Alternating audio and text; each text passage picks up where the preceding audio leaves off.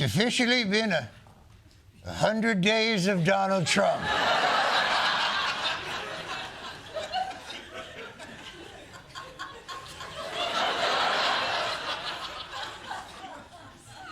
I'm so tired. It's aging this nation in Tom Hanks' Castaway years. But it is The Daily Show. I'm Jon Stewart. Tonight we're kicking off a week-long coverage of Donald Trump's first 100. Let's call them days. Let's get into it.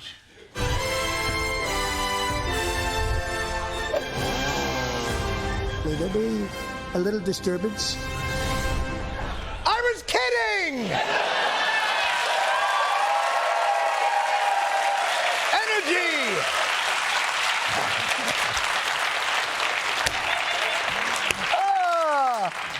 Imagine me with a white beard. But yes, tomorrow is officially the 100th day of Donald Trump's first term, and you will be very pleased to hear it is going incredibly well. The most successful 100 days in the history of our country. Suck it, Jefferson! Suck it, Lincoln! Suck it, Roosevelt's squared!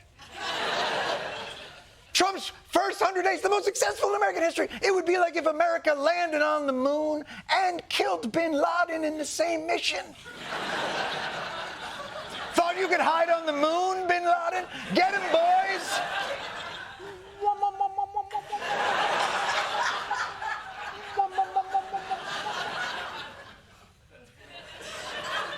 Did you know people make that noise when they move on the moon?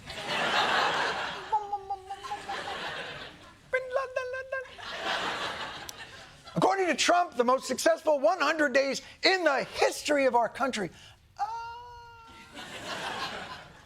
Can anyone offer a counterpoint? Chaos and confusion from Wall Street to Washington. More than $6 trillion in market losses. Consumer confidence plummeting. Outrage over Musk and his Department of Government Efficiency. The showdown has legal scholars afraid that this might actually be a constitutional crisis. Firestorm over the national security breach. The Russia-Ukraine war raging on. Just 39% of Americans approve of the way Trump is doing his job. Lower than any past president at the 100-day mark. He has the lowest approval rating of any president in the past 80 years. Suck it, Herbert Hoover! Donald Trump's ratings are 11 points underwater. He doesn't care. He's not afraid of being underwater because he's equipped with a flotation unit protective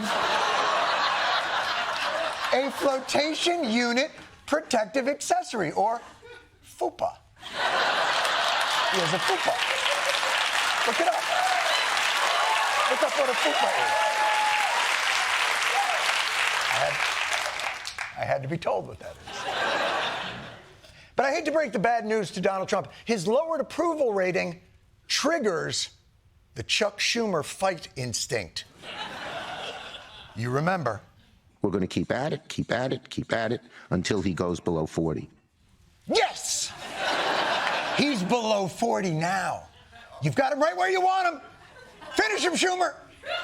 Trump is going after free speech in universities. How will you destroy Trump now that he's below 40%? So we sent him a very strong letter just the other day, asking 8 very strong questions.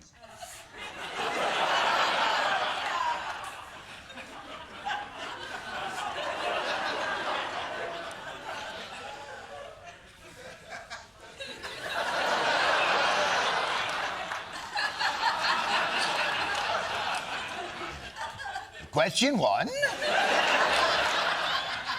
Why is this university different from all other universities? Wait, that's the wrong book. Hold on.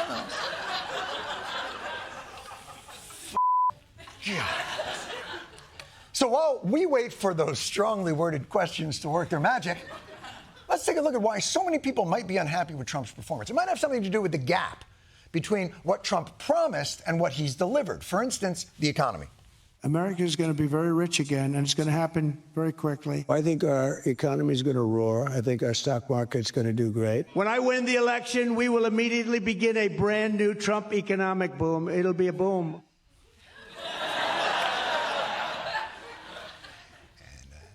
Unfortunately, I do think it's pretty clear that on the economy, Donald Trump did make a boom boom. A little boom boom. Oh, did Trump go boom boom? Perhaps Trump feels so positive because while the economy is headed south for most people, there have been some winners. Donald Trump's net worth more than doubling. President Trump's meme coin, worth about $2.5 billion. Law firms committing about $1 billion worth of free legal work for the administration. X reached a $10 million settlement with Donald Trump. ABC having to agree to give $15 million to President Trump's library. Meta's giving $25 million. Amazon, Jeff Bezos, is paying $40 million to license a documentary about Melania Trump. Free market. Honestly, like, no, the guy's making billions and billions of dollars. But seriously, $40 million for a documentary about Melania Trump. No offense, I'm sure she's a very interesting person. But PBS made the entirety of the Ken Burns Civil War series for $3.5 million. Showa was $3 million. I think, obviously, they wanted $4 million, but they still got a good price. The entirety of the Planet Earth series, 11 episodes, was less than that, $25 million. And I know Melania is a mysterious and private woman, but I guarantee you don't have to wait outside her house for weeks at a time hoping to catch a rare nocturnal feeding on a striped South American toad. $40 million? So Trump is personally doing great in this economy. What about immigration? He made a lot of promises there, too. We are going to start the largest mass deportation in the history of our country, and we are going to start with violent criminals. We're going to get people out that are criminals and horrible people. Hannibal Lecter is coming in, lots of them. Lots of them. So many of them. It's like that Timothy Chalamet look-alike event. But for Hannibal Lecters. By the way, wouldn't massing a bunch of Hannibal Lecters around the border be a solution for immigration? There was a line here yesterday. Now it's just shoes and empty Chianti bottles.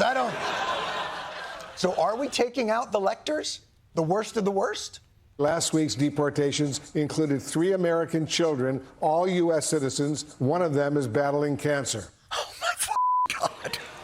Are you what? That's who we're deporting? A kid with cancer? Trump really doesn't understand how the Make-A-Wish Foundation works, does he? The cancer kid is the one who gets the wish, Trump. Oh, I'm sorry.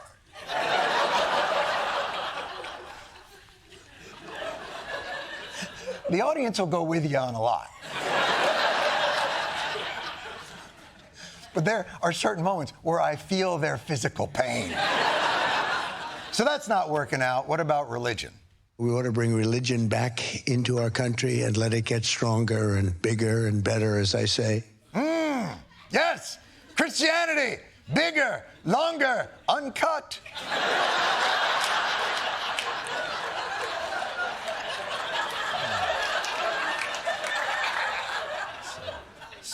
So I'm told. But fine. How's that promise going?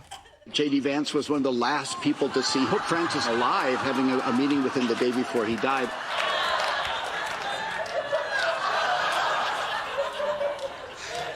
J.D. Vance, don't you understand how Make-A-Wish works? Oh. Jessica Diane Vance, what did you do to this man? This Pope had literally touched lepers.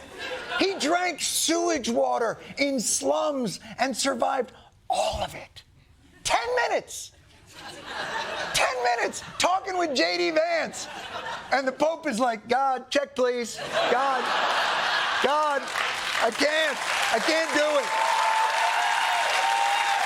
Get me out. I've been celibate 88 years. This is the longest 10 minutes of my life.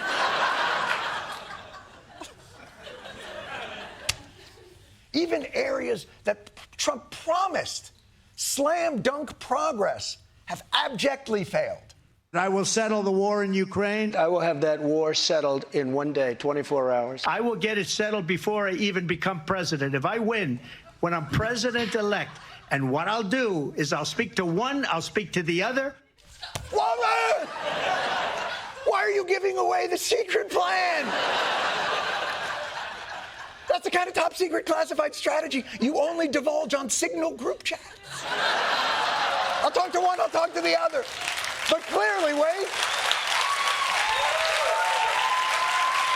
clearly, 24 hours has passed and no end. So what happened? President Trump now claiming he was exaggerating with his campaign promises to end the war in Ukraine on day one. The president said, obviously people know that when I said that, it was said in jest. I'm going to end the war in Ukraine on day one. Is this thing on?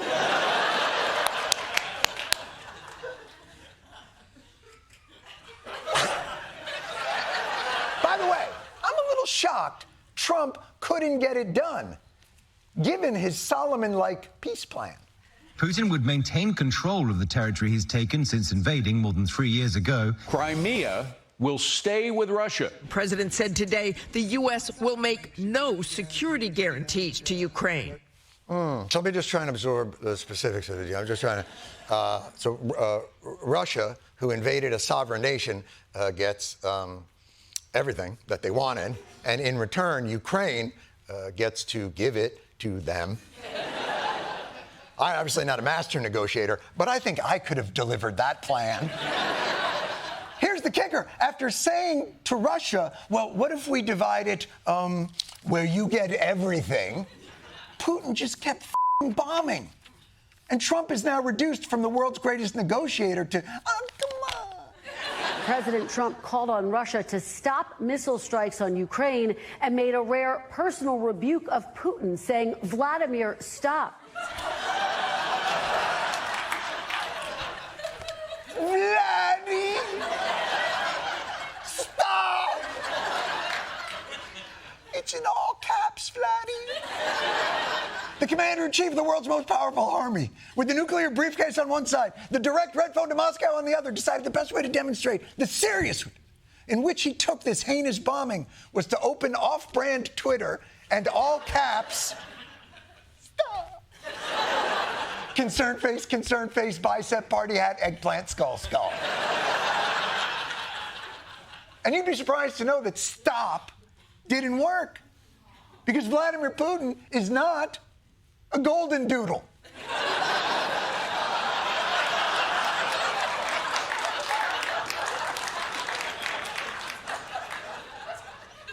He is apparently a furry. But maybe it's not fair to judge Trump's negotiating skills based on the Ukraine war. He didn't start that war. We all know Ukraine did by wearing that province. You knew what you were doing, Ukraine, when you sashayed your pretty little Donbass all around the Black Sea.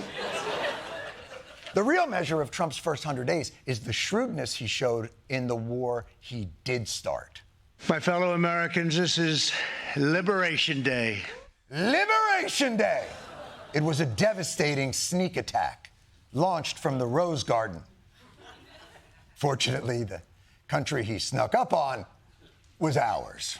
Tariff chaos, markets in free fall. Everybody kind of caught off guard, flat-footed on Wall Street and elsewhere. Major retailers like Target and Walmart have warned shelves could go empty in a matter of weeks. The bond market melting down overnight. There's now a 60% chance of a worldwide recession. There's chaos, there's uncertainty, no one knows what's going on.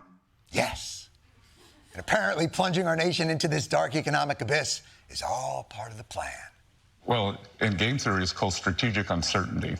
So you're not going to tell the person on the other side of the negotiation where you're going to end up. Right.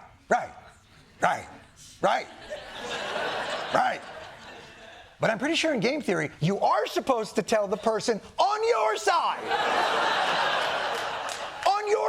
where they're going to end up, so they don't freak the out. Or maybe it's all bullshit. And Trump launched a trade war without any of the pre-planning and preparation that needed to be done. And Besant has to go along with it because he's in the service of an impulsive man baby that you have to lie to so he doesn't turn his fire hose of vindictiveness onto you. How did you not know that other countries weren't going to fight back? Did you miss that page in The Art of War? Spoiler alert, it's on page 1. China's retaliation now includes suspending exports of rare earth minerals and magnets to the United States. Those materials are essential to a number of American industries, including car makers, aerospace manufacturers, and semiconductor producers. China controls the refinement, the production of about 90% of the world's rare earth metals. Elon Musk said that we're having problems with a magnet issue. The materials for the magnets for the robots come from China. Oh my God, the robots have no magnets! How will they hang up children's drawings on refrigerators? They're magnetless. And we could have stockpiled magnets and rare earth materials, like Japan did in a spat with China. But why bother preparing for a war that you yourself are launching? And really, how important are magnets anyway? Now, all I know about magnets is this. Give me a glass of water. Let me drop it on the magnets. That's the end of the magnets.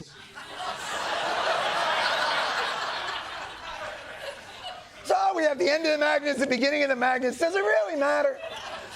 And we're in this position because we've been sold this idea of Trump as the master, the art of the deal. Only he can bring these nations to heel. It is all bullshit. I'm telling you, these countries are calling us up, kissing my ass. Trump told Time magazine that talks were underway and that Chinese President Xi Jinping had called him. China has shot back repeatedly, saying no, they are not talking. The president said, I've made 200 deals. Time, you've made 200 deals? Trump, 100%. 100%? Bullshit. Here's how you know. 200 deals? There's only like 180 countries. Unless he's making a deal. It's true. You get. Unless he's making a deal with Trinidad and Tobago separately. All right, Turks, you're settled. No, Caicos, not so fast. Back in the line, Caicos. Trump is not only not the best negotiator, he is maybe the worst negotiator. And it makes sense when you listen to him talking about how he thinks of our economic negotiations. The president said this, I own the store and I set the prices. And I'll say, if you want to shop here, this is what you have to pay. If you think of us as a big, beautiful department store before that business was destroyed by the internet. Right! Why in God's name would you use a brick and mortar department store for your metaphor on our economic revitalization? I think of America as a Tower Records. I, the president, put the CDs on the rack and I price them. If you want to listen to Bloodhound Gang, where else are you going to go? There's nowhere else to go. Or maybe that's just how capitalism works. The American president sets the prices and decides who's allowed to come into the store. And then other nations come back in 6 months and the whole country is a spirit Halloween. What is he doing? But his negotiating skills aren't the real danger to this country. What's going to us up is his obsession with the concept of the leverage that he has. We have all the leverage if you know what you're doing. We do have leverage because we're the pot of gold. Using my leverage, and it's a tremendous leverage, and I used it before very well. You don't have the leverage!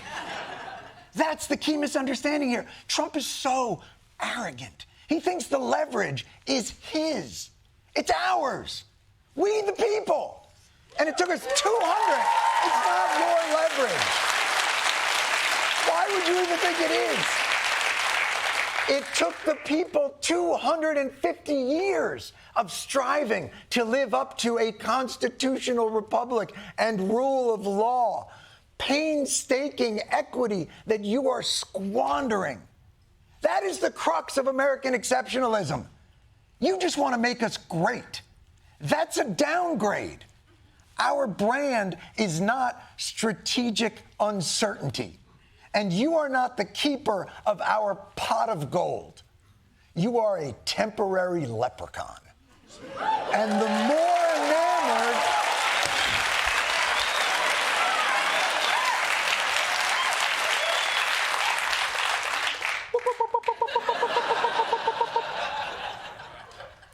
The more enamored, President Trump, you are with your authoritarian whims, the more that you turn our shining city on a hill into just another ordinary, despot-led, sea-level shithole.